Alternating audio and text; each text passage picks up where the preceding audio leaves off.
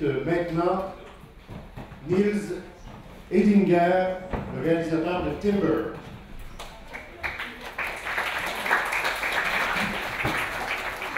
Did you have this idea when you were in a fire camp or something like that?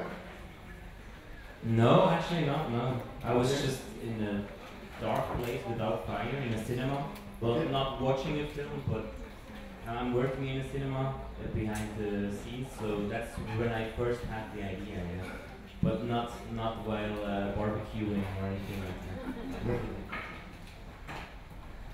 that. It's a film about the power, I think.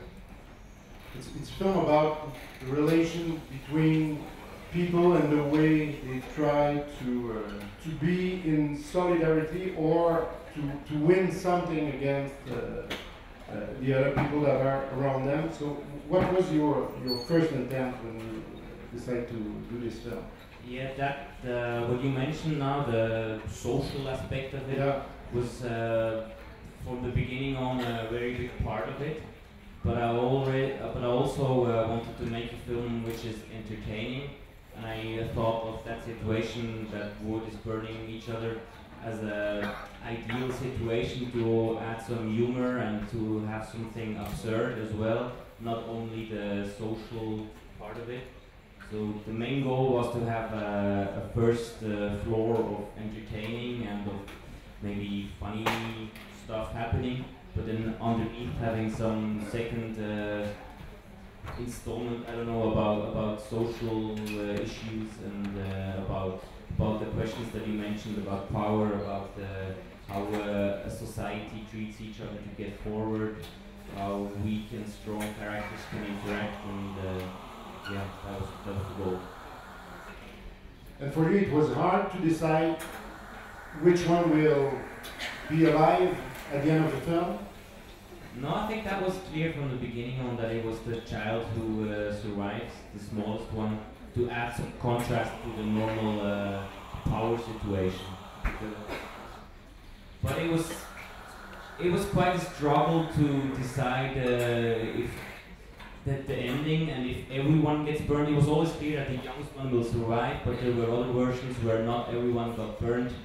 But I think in the end it was clear that it needs to be everyone who dies. It needs to be consequent. What were the condition of the production when you did the film? Did you have a professional producer? Did you have a budget, or it was something very modest? No, there was a professional producer. I worked with her the first time, and this film is now like my first professional film. After graduating from the animation school in Lucerne, I wanted to try another film, try another time. So that's why I decided to contact her and try to get some funding, and then it took a very long time to have the funding. I started this project about 4 years ago, so I'm really happy that it's finished now, but it was quite a long period of trying to get the funding money, and then adding some people to help me and all that stuff. But in the end it took me like 1 year to produce the film. Okay. It's a film that we like a lot, and it's probably one of the funniest films we saw this year among all what we received here during the selection process in NSC. But I'm a producer myself, and when I looked at your film and I realized that it was a first professional film, I said, "Ooh, as a producer, how do you prepare the production of a film like that?" Because it's very hard to convince the fund to put money in such a simple thing with a very simple graphic work and just characters that are 5 logs around a fire camp. So. Yeah, I think that was a big problem because we didn't get all the funding that we needed, so we made the film with a tiny budget. But after all, it was okay. But I think it was also maybe what you mentioned now, the simplistic approach of it, and also that the characters, well, the whole style of it is quite cartoony. It's not really that artistic in a way. I think that was also some negative point for us to get funding, and yeah. Question from the audience? Had I been the producer, I would have pitched it as Lord of the Flies for trees, because that's what I thought the entire time I was watching it. Did that were you inspired at all by that?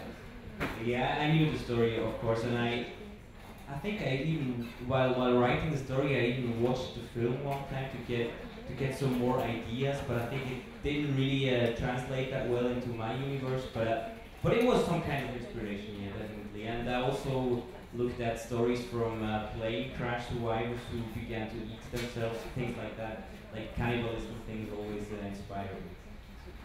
Nils Hedinger, thank you very much. Thank you.